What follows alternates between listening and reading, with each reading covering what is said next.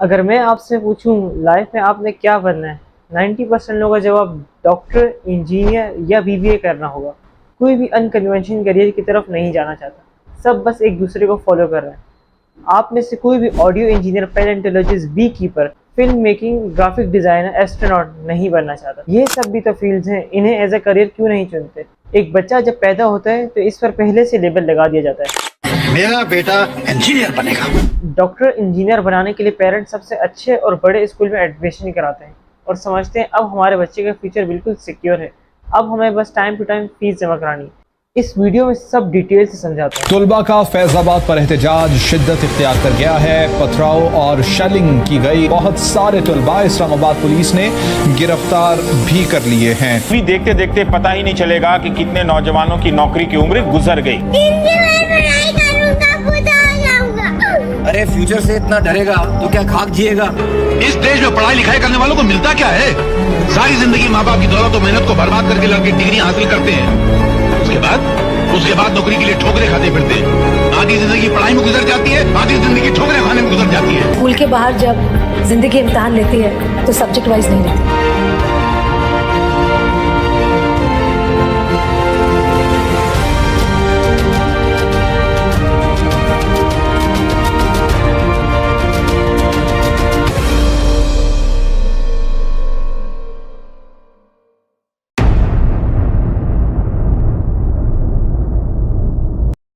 Daily life में हम बहुत सी चीज़ें देखते हैं मोबाइल फोन्स पर और टीवी पर, और इनसे हम इन्फ्लुएंस भी होते हैं। यहाँ बात मास मीडिया की हो रही है। टीवी चैनल्स पर ज़्यादातर क्राइम, पॉलिटिक्स, सिनेमा और स्पोर्ट्स दिखाया जाता है। आपने कभी न्यूज़ पर सुना Pakistan wins bronze medal by beating Japan at Asian men's volleyball? APS survivor Ahmad Nawaz graduate from Oxford University. Shabana Mahmood becomes UK first women Muslim lord chancellor. ये सब न्यूज़ के बारे में आपने पहले कभी सुना? नहीं। ऑफ कोर्स इन सब चीज़ों से तो यूथ मोटिवेट फील करेगी, नए लोग पैशनेट फील करेंगे, स्टूडेंट्स का इंटरेस्ट बिल्ड होगा, पर नहीं, न्यूज़ में तो वही सब दिखाया जाता है। इसी तरह मूवीज़ में भी यही सब कुछ प्रमोट किया जा रहा है।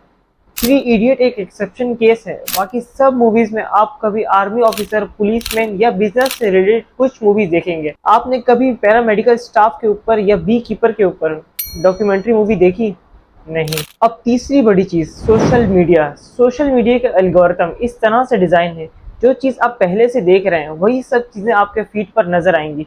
कोई भी नई चीज़ जाननी है या कोई चीज़ इन्फॉर्मेशन लेनी है, आपको अलग से गूगल पे जाकर सर्च करना पड़ेगा। सोशल मीडिया के एल्गोरिथम के बारे में मैंने अपनी इस वीडियो में डिटेल से समझाया। अगर आप इन सब मास मीडिया को अकाउंट सेक्शन में लो तो जो करियर आपने सोचा है वो सब एक मास मीडिया की कंडीशनिंग है।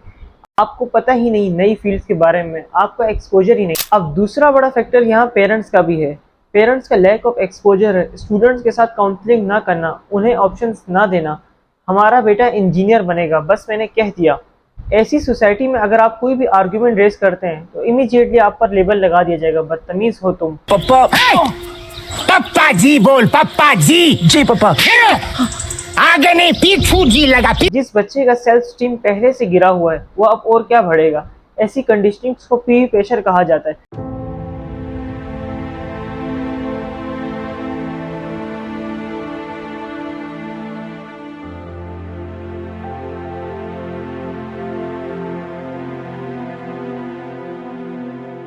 स्ट्रिक्ट पेरेंटिंग बच्चों में डिसीजन पावर कम कर दी है, वो फेलियर्स को एक्सेप्ट नहीं कर पाते। कई रिसर्च से बात साबित है।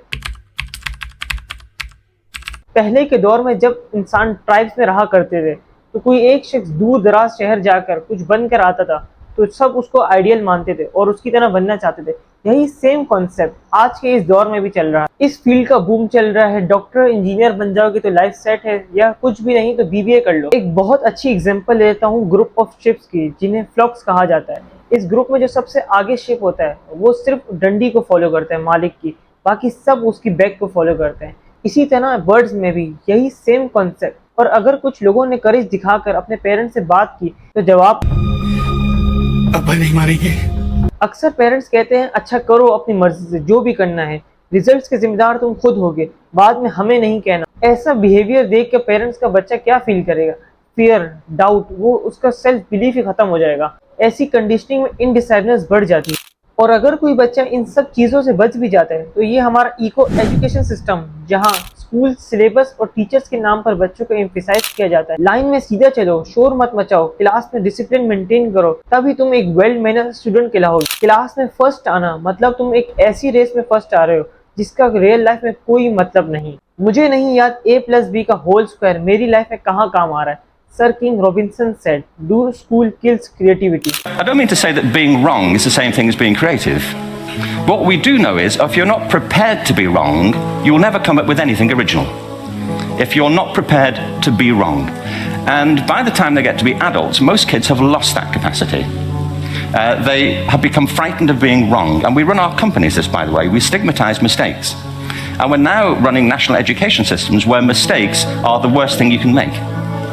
And the result is that we are educating people out of their creative capacities. Picasso once said this. He said that all children are born artists. Teachers खुद को अथॉरिटी फिगर मानते हैं, घर पर पेरेंट्स और स्कूल में teachers. Teacher enter, no notice, full insulting, you mother fathers manners this. Students को humiliate करना, सबके सामने इंसल्ट करना, स्कूल आने पर पनिशमेंट देना।